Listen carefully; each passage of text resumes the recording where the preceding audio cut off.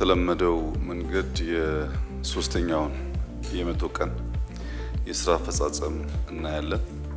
ምናልባት ሶስተኛውን የመቶ ቀን ስናይ በተወሰነ ደረጃ ሁለቱን የመቶ ቀኖች በጥቅል ጉዳዮች ሪቫይዝ እናደርግ ይሆናል። በአንድ መልኩ የመቶ ቀን በሌላ መልኩ ደግሞ የዘጠኝ ወር ስራ አፈጻጸማችንን የምናይበት ዕለት ይሆናል።